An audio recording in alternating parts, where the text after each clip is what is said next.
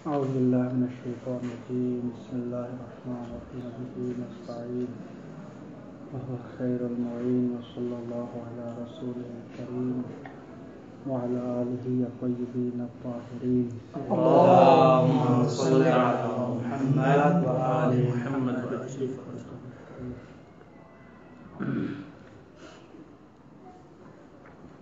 آج دوسری صحیحہ ہے، تو بدایتاً اس کو قرأت کرتے ہیں اور ترجمہ کے ساتھ بعد میں جو استدلالی بحث ہوگی وہاں استدلال کریں گے.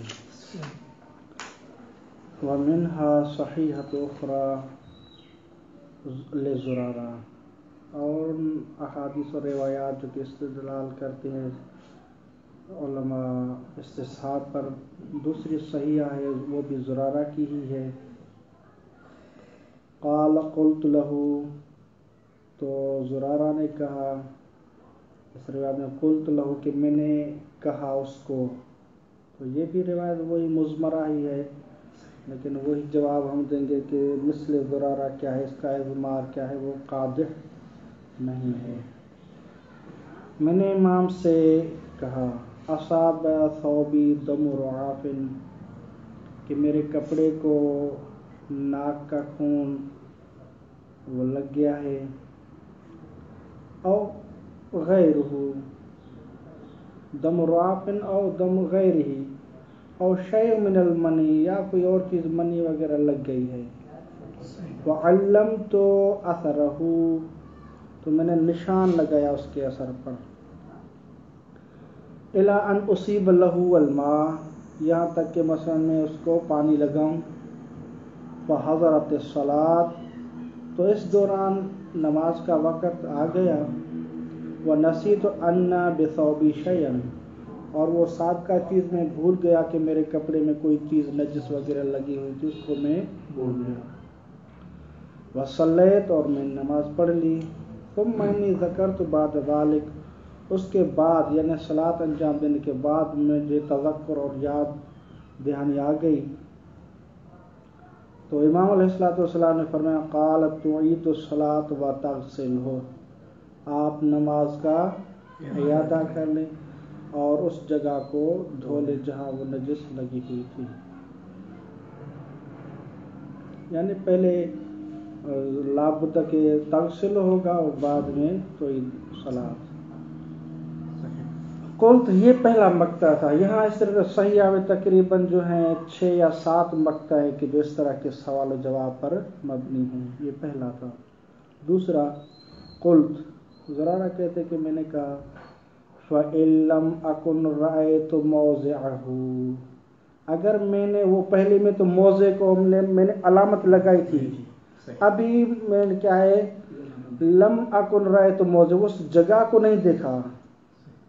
وعلمت انہ قد اصابہ، اور مجھے علم اور یقین ہے کہ وہ چیز جو ہے نجاست منی یا دم رعاف جو بھی ہے قد اصاب، اس کپڑے کو لگا ہے. فطلبتہ، اور میں نے ڈھونڈا دیکھا ادھر ادھر. ولم اقدر علیہ، اور میں نے اس پر رسائی نہیں پایا کہ کہاں مسئلہ وہ ہے. لیکن فلما صلیت وجدتہ، جب میں نے نماز پڑھی تو اس کو پایا کہ ہاں یہ تو ادھر لگا ہوا ہے. قال علیہ السلام تغسلہ و تعید، اس کپڑے کو آپ دھو لیں اور نماز کا اعادہ کر لیں. یہ دوسرا مقطع تھا. تیسرا یہ جو ابھی ہمارے محل بحث میں ہوگا وہ یہی ہوگا، اس پہ آپ نظر رکھیں. اور ایک بعد میں ہے، یعنی یہاں تک ابھی جو پڑھے اس میں کوئی استصحاب کی بات نہیں، ابھی جو ہے اس میں استصحاب کی وہ آئے گی.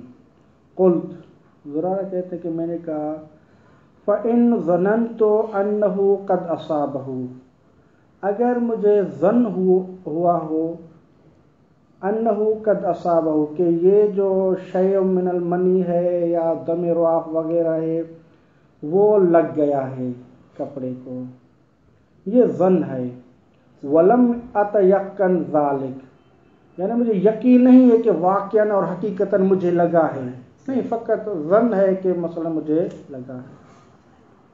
فنظرت اور میں نے کیا ہے دیکھا ادھر ادھر، کیونکہ ظن ہے تو پھر میں نے دیکھا ہو سکتا ہے یہاں لگا وہ فلاں فلاں ادھر ادھر دیکھا. فلم ار شیئا، تو میں نے کوئی نہیں پایا، کوئی منی وغیرہ کا کوئی نشان نہیں پایا. تو میں نے کیا کیا، فصلیت فرائض فیہ، تو میں نے نماز پڑھ لی. فصلیت، نماز پڑھ لی. اس کے بعد یعنی نماز کے بعد رأیت فیہ، اس کپڑے میں وہ میں نے چیز دیکھ لی، منی وغیرہ یا تمیرواف یا کوئی بھی نجس چیز. قال علیہ السلام تغسلہ ولا تعید الصلاۃ، آپ کیا کریں گے، اس کو دھو لیں گے اور صلاۃ کا اعادہ نہیں کریں گے. قلت، تو میں نے کہا لما ذالک، یہ کیوں کر اس طرح ہے. قال علیہ السلام لأنک کنت علی یقین من طہارتک، کیونکہ آپ طہارت کے بارے میں یقین کی حالت میں تھے. فشککت، بعد میں آپ کو کیا ہوا، شک ہوا. فلیس ینبغی لک ان تنقض الیقین بشک ابدا، یہ جو ہے پورا مقطع قال لأنک کنت علی یقین من طہارتک فشککت، اس سے لے کر فلیس ینبغی لک ان تنقض الیقین بشک ابدا، یہ پورا مقطع جو ہے وہ استثناء کے لیے ہے. تو آپ کو نہیں چاہیے کہ ان تنقض الیقین، کہ آپ یقین کو نقض کریں بشک، شک کے ذریعے سے، ابداً آپ ایسا نہ کریں. قلت، یہ چوتھا مقطع ہے. فإنی قد علمت انہ قد اصابہ، مجھے یقین ہے، علم ہے کہ وہ چیز نجس وغیرہ میں سے مجھے لگی ہے. ولم ادر این ہوا، علم ہے لیکن مجھے پتہ نہیں ہے کہ اس کا موضع اور جگہ کہاں لگی ہے. کہ فاغسلہ، این ہوا فاغسلہ. قال، امام علیہ السلام نے فرمایا تغسل من ثوبک الناحیۃ التی ترى انہ قد اصابہ، آپ دھو لیں گے کپڑے کو اس جانب، اس طرف میں سے جہاں آپ کو وہ لگا ہے. ٹھیک، تو آپ اس طرف کو دھو لیں، پورے اس طرف کو. حتی تکون علی یقین من طہارت، تاکہ آپ کو مکمل طہارت کے بارے میں یقین ہو جائے. قلت، یہ پانچواں مقطع ہے.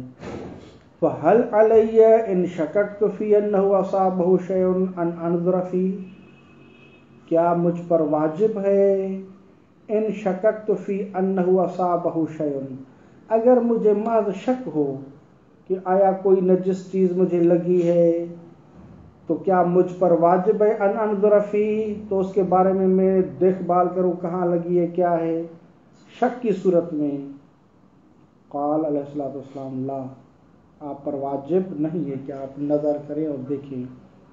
ولکنک، لیکن انما ترید ان تذہب الشک، اگر آپ چاہتے ہیں کہ وہ شک کو آپ کو دور کر لیں، الذی وقع فی نفسک، جو شک آپ کے نفس میں واقع ہوا ہے آپ چاہتے ہیں اس کو زائل کریں، تو آپ کیا ہے وہ اس کو نظر کر لیں، اس کو دیکھ لیں. قلت، یہ چھٹا مقطع ہے. ان رأیتہ فی ثوبی وانا فی الصلاۃ، اگر میں نے اس کو دیکھا ہے فی ثوبی وانا فی الصلاۃ، اور میں حالت نماز میں ہوں. قال تنقض الصلاۃ وتعید، اور آپ نماز کو کیا کریں، توڑیں اور اعادہ کر لیں. اذا شککت فی موضع منہ، جب آپ کو اس کے موضع کے بارے میں شک تھا، ثم رأیتہ، اس کے بعد میں آپ نے اس کو دیکھا ہے، تو آپ کیا کریں، نقض کریں صلاۃ کو، اعادہ کر لیں. اب یہ مقطع یہاں سے شروع ہوتا ہے، یہ ہمارے مبحث میں داخل ہے. وَإِلَّمْ تَشُكُّ ثُمَّ رَأَيْتَهُ، آپ کو پہلے کوئی شک نہیں تھا، ٹھیک، ثم رأیتہ، بعد میں آپ نے اس چیز کو نجس وغیرہ کو دیکھا ہے، رطباً، ٹھیک، وہ گیلا. قطعت الصلاۃ وغسلتہ، تو آپ درمیان صلاۃ کیا کریں گے، اس صلاۃ کو قطع کریں گے 1-2 منٹ کے لیے مثلا. وغسلتہ، آپ اس کو دھو لیں گے. ثم بنیت علی الصلاۃ، پھر آپ اسی صلاۃ پر ہی بنا رکھ کے آگے مستمر رہیں. لأنک لا تدری لعلہ شیء اوقع علیک، کیونکہ آپ کو پتہ نہیں ہے کہ ہو سکتا ہے کہ ایسی چیز یہ وغیرہ اوقع علیک آپ کے اوپر بنا گرائی گئی ہے. ٹھیک. فلیس ینبغی ان تنقض الیقین بشک، بس آپ کو نہیں چاہیے کہ آپ یقین کو شک کے ذریعے توڑ دیں. بس اس پوری روایت میں یہ 2 مقطع ہیں کہ جو ہمارے محل بحث میں داخل ہوں گے. وقد ظہر مما ذکرنا فی الصحیحۃ الاولی تقریب الاستدلال بقولہ فلیس ینبغی ان تنقض الیقین بشک فی کلا الموردین ولا نعید.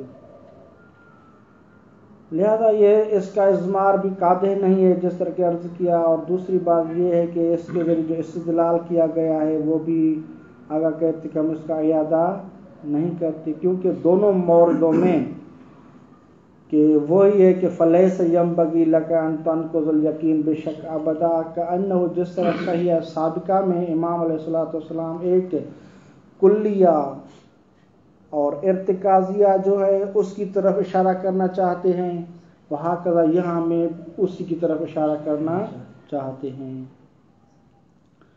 لیکن تھوڑا فرق کے ساتھ کہ پہلی روایت میں فَإِنَّهُ عَلَى يَقِينٍ مِّن وُضُوئِهِ، تو فَإِنَّهُ کہتے ہیں کہ فا کو لے آنا علت کے لیے، تعلیل کے لیے، یہ تھوڑا اس میں کم ہے. لیکن یہاں تو ایک واضح اور صاف امام نے کہا کہ لِأَنَّكَ كُنْتَ عَلَى يَقِينٍ مِّن، لام تعلیل کے ساتھ لایا ہے، اور یہ بھی کیا ہے اس علت کے لیے واضح بین و ثبوت ہے. اور دوسرا مقطع فَلَيْسَ يَنبَغِي لَكَ، آپ کو نہیں چاہیے کہ آپ کو یقین کو نقض کر لیں. فَلَيْسَ يَنبَغِي لَكَ یہ بھی اور ہی یعنی کیا ہے تائید کرتا ہے اور زور دیتا ہے کہ یہ قضیہ ارتکازیہ عقلیہ ہے، آپ اس کو نہ چھوڑیں، اس کو نقض نہ کریں. لہذا یہاں اور ہی زیادہ اس میں علت ارتکازیہ کی طرف اشارہ ہے. ولا نعید، ہم اس کو اعادہ نہیں کرتے.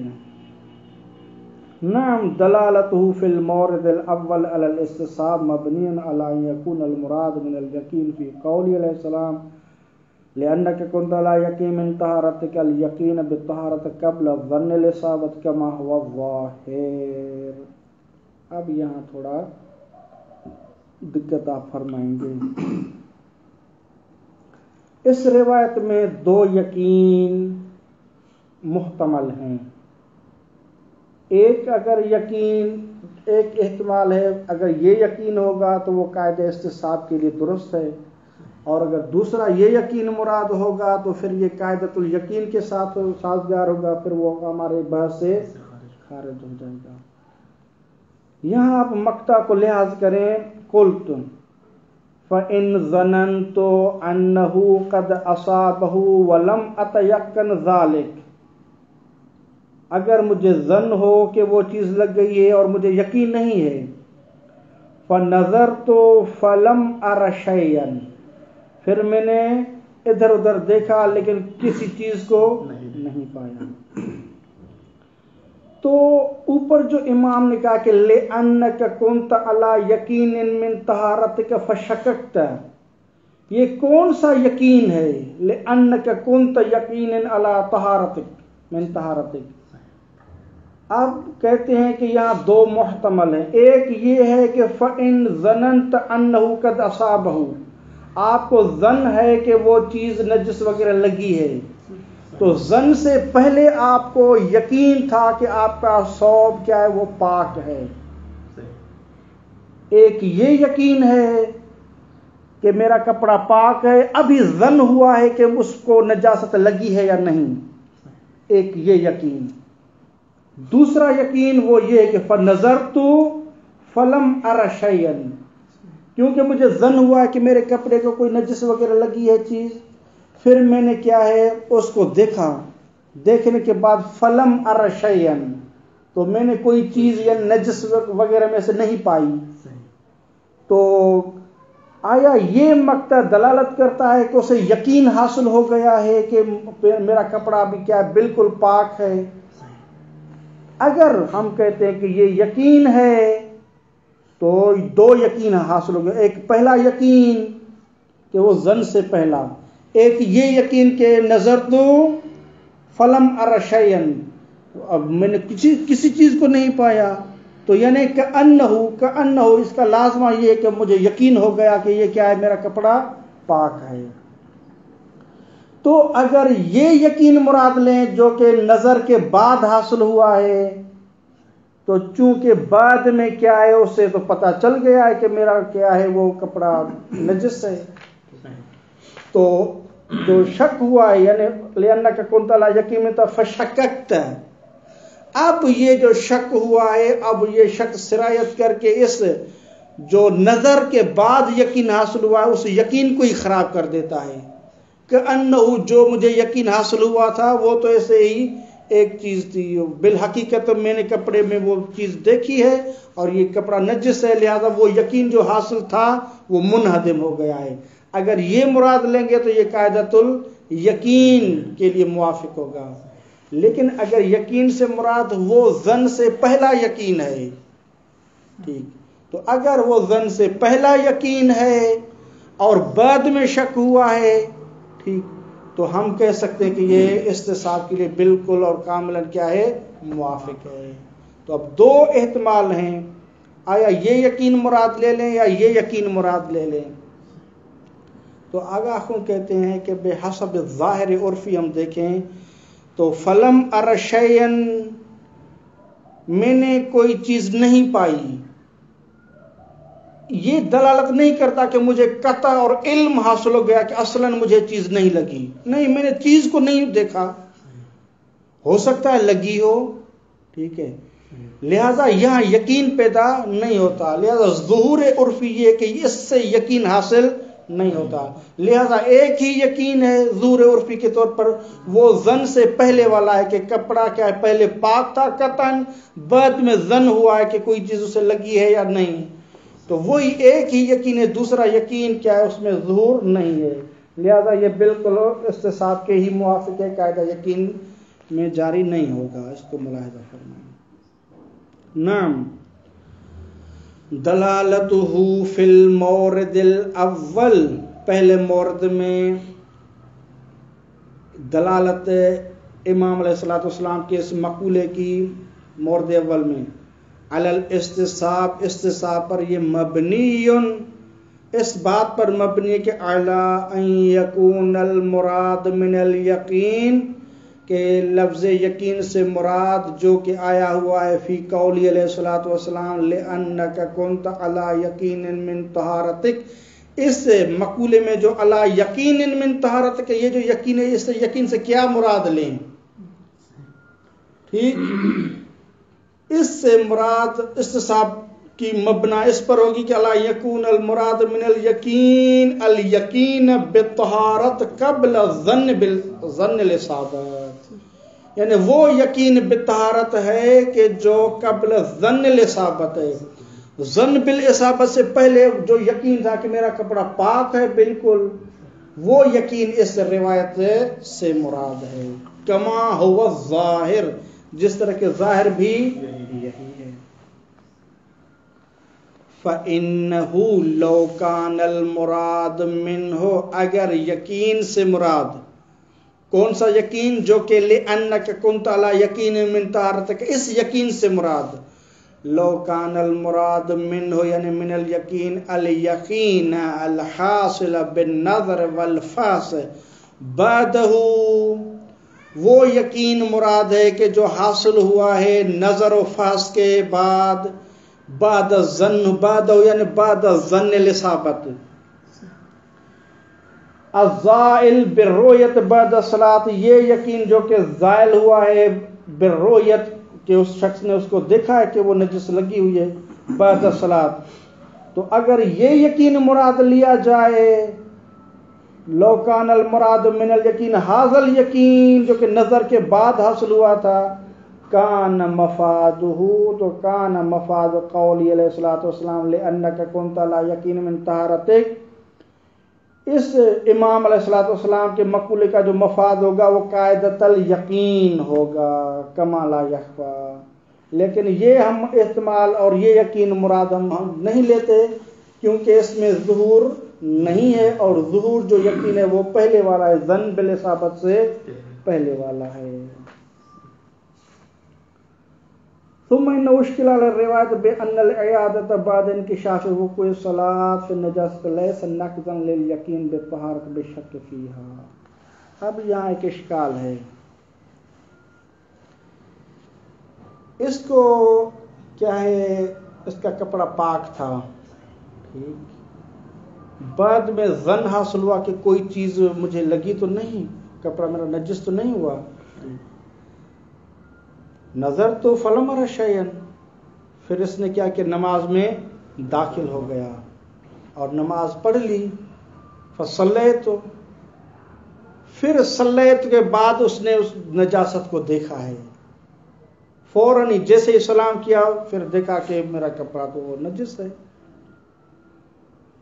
تو امام نے کہا تھا کہ آپ کیا اعادہ نہ کریں، فلیس ینبغی ان تنقض الیقین فلاں فلاں، نہیں کیے آپ نقض نہ کریں، آپ اعادہ نہ کریں نماز کا. کیوں اعادہ نہ کریں؟ کیونکہ آپ یقین کی حالت میں تھے. لا تنقض الیقین بشک.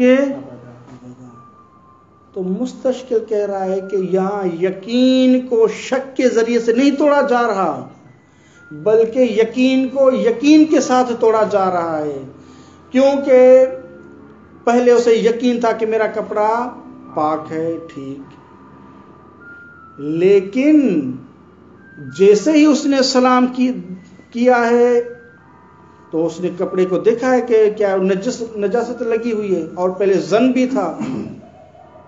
تو اب اس کی پوری صلاۃ کیا ہے، وہ نجس کپڑے کے ساتھ ہوئی ہے. یہ یقین ہے، اس میں کوئی احتمال وغیرہ نہیں ہے. تو جو یقین بالطہارت تھا ظن بالاصابت سے پہلے، وہ تو بالکل کیا ہے، وہ یقین ختم ہو گیا. ابھی میں عیناً مشاہدہ کر رہا ہوں، جیسے ہی سلام میں نے دیا ہے فوراً دیکھا کہ وہی کپڑا نجس ہے.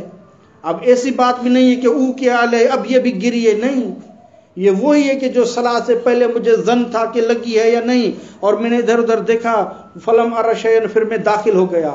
جیسے ہی صلاۃ ختم ہوئی تو پھر میں نے دیکھا ہاں یہ تو وہ لگی ہوئی ہے.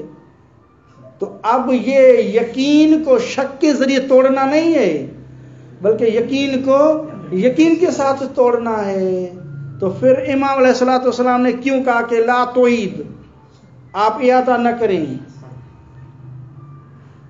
کیوں اعادہ کی علت کیا بتا رہے ہیں امام علیہ الصلوۃ والسلام؟ کیونکہ آپ یقین کی حالت میں تھے اور یقین کو شک کے ساتھ نہ توڑیں. امام علیہ الصلوۃ والسلام یہ یقین کو شک کے ساتھ توڑنا نہیں ہے، بلکہ یقین کو یقین کے ساتھ توڑنا. اس کی پوری صلاۃ کیا ہے، حالت نجاست میں گزری ہے. تو اب کیا جواب دیں، یہ موافق نہیں ہے. مستشکل اللہ ایک راہ حل بیان کرتے ہیں. وہ کہتے ہیں کہ ہو سکتا ہے ہم امام علیہ الصلوۃ والسلام سے جو یہ مقطع صادر ہوا ہے لأنک کنت لا یقینا من طہارتک الی آخرہ، اس کو ہم ایک اور چیز کے ساتھ جوڑ سکتے ہیں اور اس کو پھر درست قرار دے سکتے ہیں. وہ یوں کہ ظن بالاصابت، اسے ظن حاصل ہوا، کوئی لگی تو نہیں ایسے، مثلا ظن حاصل ہوا ہے، اس سے پہلے یقین تھا کہ میرا کپڑا پاک ہے. اب ظن حاصل ہوا ہے کہ مجھے لگی ہے یا نہیں. تو یقین اور یہ ظن، یعنی ظن بمعنی اس کو شک مراد لیتے ہیں. تو آپ یوں کریں کہ آپ کو یقین حاصل ہوا، وہ یقین کو شک کے ذریعے ظن کے ذریعے نہ توڑیں. آپ کے لیے یجوز الدخول فی الصلاۃ یا تجوز الدخول فی الصلاۃ، آپ کے لیے جائز ہے کہ آپ صلاۃ میں داخل ہو جائیں. یعنی بدایتاً آیا میں صلاۃ میں داخل ہوں یا نہ ہوں، اجازت ہے شرعاً یا نہیں. تو امام علیہ الصلوۃ والسلام کا انہو یہ کہنا چاہتے ہیں کہ آپ یقین کی حالت میں تھے، اب آپ کو ظن اور شک حاصل ہوا ہے تو آپ اس یقین کو نہ توڑیں، آپ کے لیے جائز ہے، آپ صلاۃ میں داخل ہو سکتے ہیں. اس کے لیے ہم کیا ہے وہ اس مقطع کو، امام کے مقطع کو کیا موافق کر سکتے ہیں. وَإِلَّا اگر ہم پوری صلاۃ کو دیکھیں تو وہ حالت نجاست میں صلاۃ ہوئی ہے. تو یہ کیسے امام کا یہ فرمان کہ لا تعید، اس کو ہم اس کے ساتھ کیسے موافق کر سکتے ہیں؟ یہ یقین کو شک کے ساتھ توڑنا نہیں ہے، بلکہ یقین کو یقین کے ساتھ توڑنا ہے، اس کو ملاحظہ فرمائیں۔ یہ اشکال ہے، اس کا جواب بعد میں اس کرتے ہیں۔ ثم انه اشکل علی الروایت، اس کے بعد روایت پر اشکال کیا گیا کہ بأن الاعادۃ بعد انکشاف وقوع الصلاۃ فی النجاست، ٹھیک، کب بعد انکشاف، یہ جیسے ہی اس نے صلاۃ پڑھی ہے تو فوراً اس کپڑے کو دیکھا ہے کہ وہ نجس ہے، بعد انکشاف، اس انکشاف کے بعد کہ وقوع الصلاۃ کہ صلاۃ واقع ہوئی ہے، فی النجاست، نجاست کے ساتھ واقع ہوئی ہے، ٹھیک، یہ لیس نقضا للیقین بالطہارت، جو یقین طہارت کے بارے میں تھا اس یقین کو نقض کرنا نہیں ہے بشک فی طہارت کے ساتھ، بلکہ بل بالیقین بارتفاعہا، بلکہ اس یقین کو توڑنا ہے بالیقین بارتفاع طہارت، وہ جو پہلے یقین تھا طہارت کا، اب کیا ہے، وہ ہمیں یقین ہے کہ وہ طہارت اٹھ گئی ہے، مرتفع ہو گئی ہے، تو یہ یقین کو یقین کے ساتھ توڑنا ہے، نہ کہ یقین کو شک کے ساتھ۔ فکیف یصح، بس کیسے درست ہو سکتا ہے، ان یعلل، کہ یہ تعلیل بیان کی جائے، عدم الاعادت، آپ اعادہ نہ کریں، بانہا، کیونکہ آپ کا اعادہ نقض الیقین بشک ہو جائے گا، پھر یہ تعلیل درست نہیں ہے، کیونکہ نقض الیقین بشک نہیں ہے، یہاں نقض الیقین بالیقین ہے۔ یہاں پہلے مثلا جو فلم ظن ہوا تھا اصابت کا، اور جیسے ہی صلاۃ ختم کی تو وہ نجاست میں نے پائی، تو مجھے کاملاً یقین ہے کہ میری پوری صلاۃ کیا ہے، وہ حالت نجاست کے ساتھ گزری ہے، تو یہ کیسے عدم الاعادت کی علت وہ نقض الیقین بشک کے ساتھ بیان کی جا رہی ہے؟ یہ اشکال علی روایت ہے۔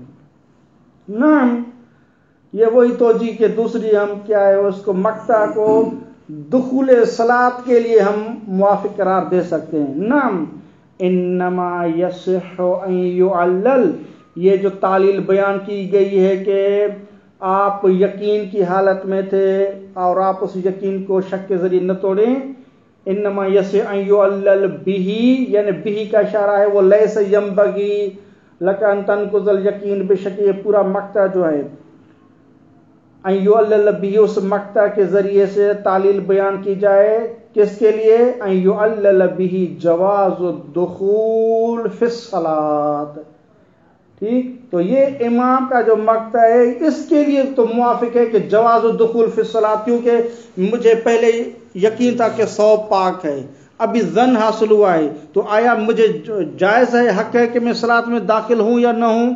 تو امام کہہ سکتا ہے کہ آپ اس یقین کو شک کے ذریعے اور ظن کے ذریعے نہ توڑے، آپ کے لیے جائز ہے، داخل ہو سکے۔ جواز الدخول کے لیے یہ مقطع بالکل کاملاً سازگار ہے، لیکن اعادہ کے لیے کہ لا تعید لأنک کنت لا یقین من طہارت، کہ یہ علت اس سے لا تعید کے لیے اصلاً سازگار نہیں ہے، تو یہ روایت پر اشکال کیا گیا ہے۔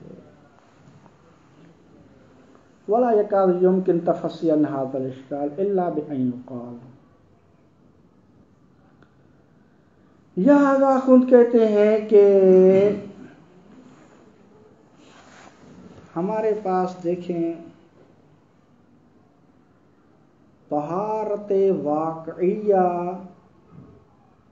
وہ شرط للصلاۃ نہیں ہے،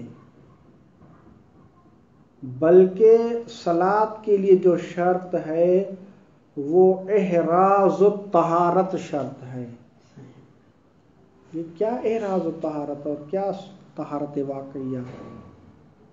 مثلا شارع مقدس نے کہا ہے کہ لا صلاۃ الا بطہور، آپ کا کپڑا، آپ کا بدن کیا ہونا چاہیے؟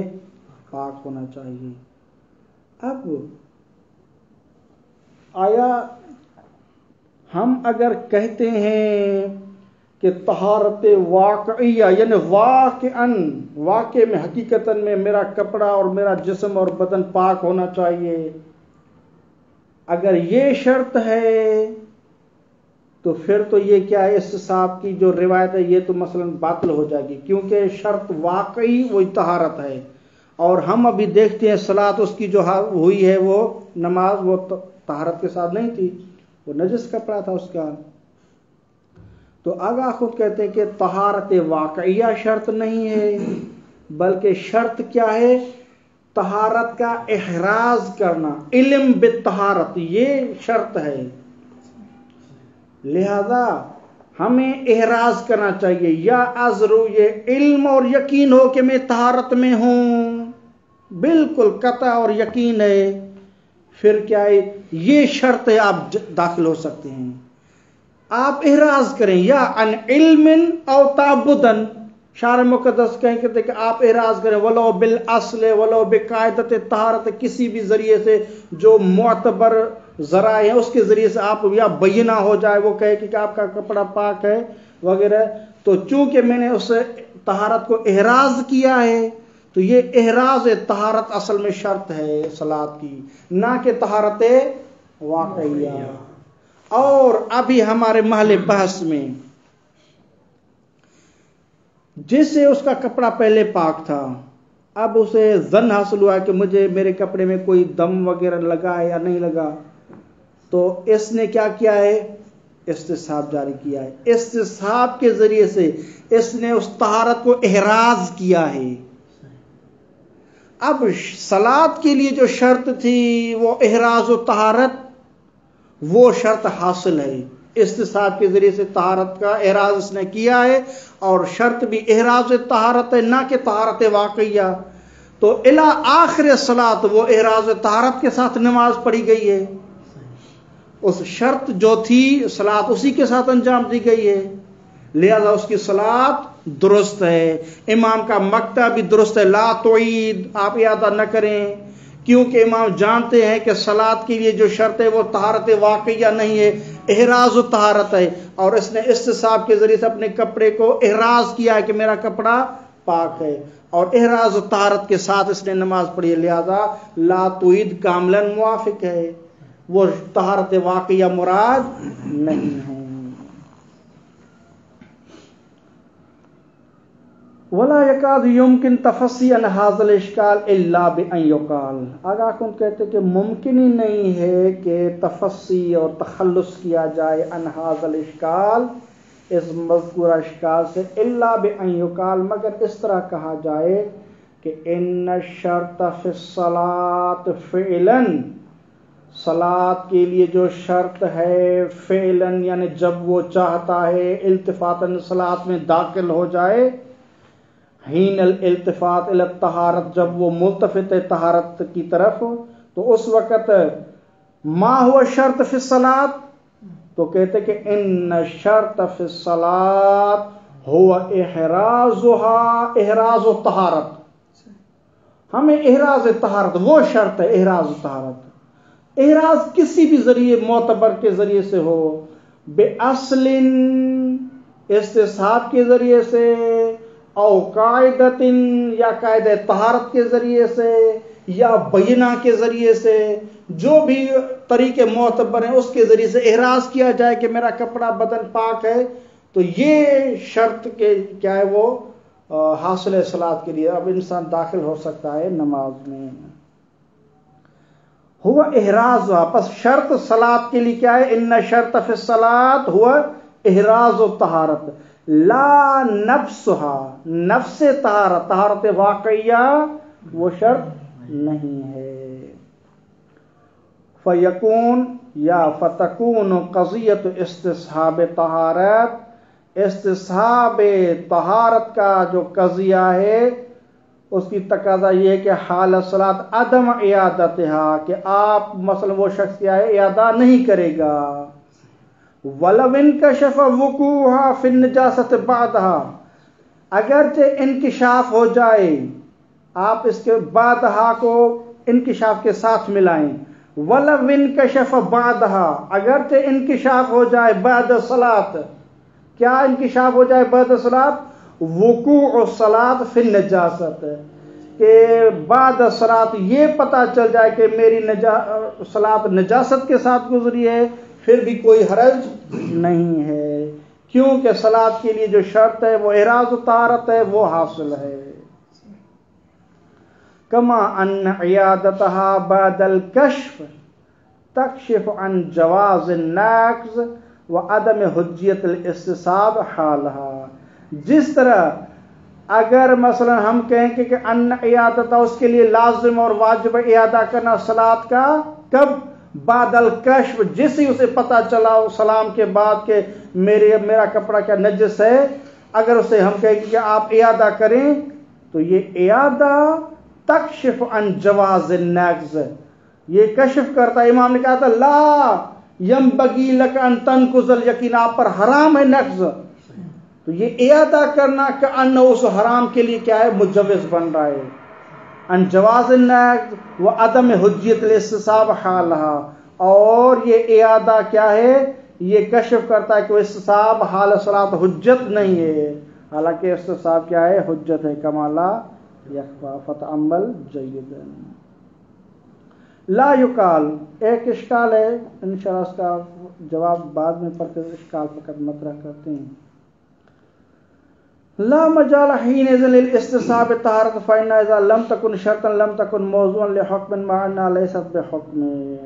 اب کہتے ہیں استصحاب کی آئندہ پڑھیں گے ہم تنبیہات۔ استصحاب کے لیے شرط ہے کہ استصحاب جو ہم جاری کرتے ہیں یا تو خود جو مستصحب ہے وہ حکم شرعی ہو، مثلا پہلے ایک چیز واجب تھی، ابھی شک ہے کہ واجب ہے یا نہیں، تو ہم استصحاب کریں گے، اسی واجب کو مثلا ثابت کریں گے، حرمت ہے، استحباب ہے، اباحہ ہے، جو بھی ہے مثلا۔ یا استصحاب کرتے ہیں ایک موضوع کا، جس موضوع پر کوئی حکم بار ہوتا ہے، مثلا زید کی عدالت ہے، پہلے عادل تھا، ابھی عادل ہے یا نہیں، ہم استصحاب کر کے اس کی عدالت کو ثابت کرتے ہیں۔ اس عدالت پر کیا چیز بار ہو رہی ہے؟ اگر عدالت ثابت ہوگی تو اس کے پیچھے نماز پڑھنا درست ہے، جائز ہے، اور اس سے گواہی قبول کرنا بھی جائز ہے۔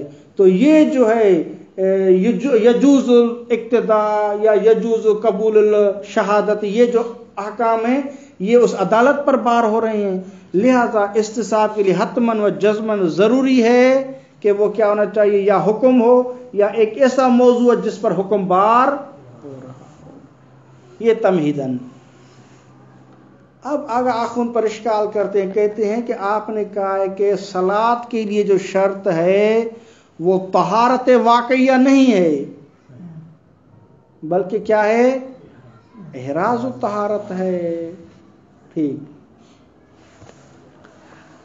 تو آگا کہتے ہیں کہ آپ استصحاب کس کا کر رہے ہیں؟ طہارت کا، کیونکہ زن جیسے حاصل ہوا ہے تو زن اور شک کے ذریعے اس طہارت کو نہیں توڑنا چاہیے، تو وہ چیز سابقاً کیا تھی؟ وہ طہارت واقعیہ تھی یا طہارت محرزہ تھی؟ آپ آگاہ خون بتائیں۔ تو آگاہ خون اور آپ سب ہم کہیں گے کہ کیونکہ اسے یقین تھا کہ اس کا کپڑا پاک ہے، مثلا وہ ابھی بھی کنویں سے جاری پانی سے فلاں سے دھو کر ابھی خشک کیا ہے، تو اس کا کپڑا کیا ہے؟ طہارت واقعیہ پر ہے۔ تو ہم جو استصحاب جاری کر رہے ہیں یہ طہارت کے لیے، یہ طہارت واقعیہ صلاۃ کے لیے تو شرط ہی نہیں ہے۔ صلاۃ کے لیے کیا شرط ہے؟ احراز و طہارت۔ یہ طہارت واقعیہ ہے، طہارت واقعیہ صلاۃ کے لیے شرط ہے ہی نہیں۔ نہ یہ حکم ہے نہ موضوع حکم ہے، حکم نہیں ہے کیونکہ یہ وجوب، حرمت، فلاں یہ تو نہیں ہے طہارت واقعیہ، اور یہ موضوع حکم نہیں ہے کیونکہ موضوع حکم کیا ہے؟ وہ احراز طہارت ہے۔ احراز طہارت کے ساتھ جائز ہم صلاۃ میں داخل ہو سکتے ہیں۔ یہ طہارت واقعیہ عدالت کی مثل نہیں کہ اس پر کوئی چیز بار ہو رہی ہے، کوئی حکم اس پر عارض ہو رہا ہو، نہ، طہارت واقعیہ پر کچھ بھی بار نہیں ہو رہا، تو ہم استصحاب اس طہارت کا کیسے کر سکتے ہیں؟ ہاں، اگر کوئی کہے کہ میں نے ایک بینہ کی وجہ سے میرا کپڑا پاک تھا، تو قاعدے طہارت کی وجہ سے کپڑا پہلے پاک تھا، تو اب شک وغیرہ کی صورت میں آپ کہہ سکتے کہ وہ جو پہلے طہارت تھی طہارت محرزہ تھی بالبینہ، محرزہ تھی قاعدے طہارت کے ساتھ، محرزہ تھی کسی اور چیز کے ساتھ، اس کو ہم کھینچ کے لے آ سکتے ہیں، اس میں کوئی حرج نہیں ہے، کیونکہ وہ طہارت محرز بالبینہ تھی، بالاستصحاب یا قاعدۃ طہارت کے ساتھ محرزہ تھی، اس کو ہم کھینچ کے لے آ سکتے ہیں۔ لیکن ہمارے بحث میں اس کی طہارت واقعیہ ہے، طہارت واقعیہ شرط نہیں ہے۔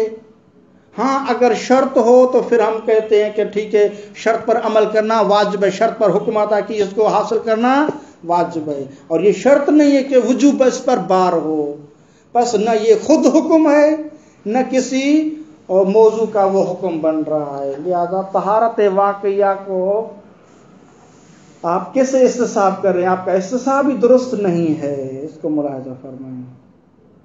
لا یقال، یہ اشکال نہ کیا جائے، لا مجال حین اذن لاستصحاب طہارت، کوئی مجال نہیں ہے حین اذن جبکہ آپ نے صلاۃ کے لیے احراز و طہارت شرط رکھا ہے اور طہارت واقعیہ شرط نہیں رکھی، تو اس صورت میں کوئی مجال نہیں ہے لاستصحاب طہارت، طہارت کے استصحاب کرنے کی، کیونکہ آپ استصحاب کریں طہارت واقعیہ کا، وہ طہارت واقعیہ شرط نہیں کہ آپ اس کو کھینچ کے لے آ رہے ہیں، ٹھیک۔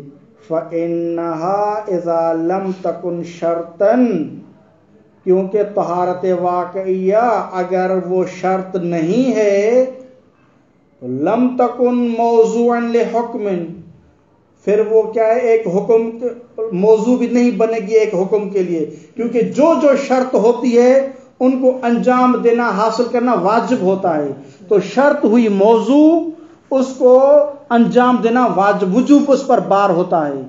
اب یہ شرط طہارت واقعیہ شرط ہی نہیں ہے کہ اس پر وجوب بار ہو، نہیں، اذا لم تکن شرطن، جب طہارت واقعیہ شرط ہی نہیں ہے تو یہ لم تکن موضوعا لحکم، کسی حکم کے لیے یہ موضوع بھی نہیں بنے گی، مع انہا، اور دوسری بات یہ انہا لیست بحکم، یہ خود طہارت کوئی حکم نہیں ہے، ٹھیک۔ ولا محیص فی الاستصحاب، اور یہ قاعدہ کلیہ ہے، مسلم بات ہے، ولا محیص فی الاستصحاب عن کون المستصحب حکما او موضوعا لحکم، کہ مستصحب میں حتماً و جزماً کیا وہ اس کا حکم ہونا ضروری ہے یا ایک حکم کا موضوع ہو، تاکہ جیسے ہی ہم موضوع کو ثابت کریں حکم اس پر بار ہو، جبکہ طہارت واقعیہ نہ خود حکم ہے نہ یہ شرط ہے نہ موضوع اس پر حکم بار ہو رہا ہو، لہذا آخوند آپ کیا کہہ رہے ہیں کہ احراز طہارت شرط ہے، طہارت واقعیہ شرط نہیں ہے، یہ آپ کیسے باتیں کر رہے ہیں؟ فإنه يقال انشاءاللہ اس کو کل پڑھیں گے۔ صلی اللہ علیہ رسول الکریم وعلی آلہ الطیبین الطاہرین۔ اللهم صل على محمد وآل محمد وعجل فرجهم۔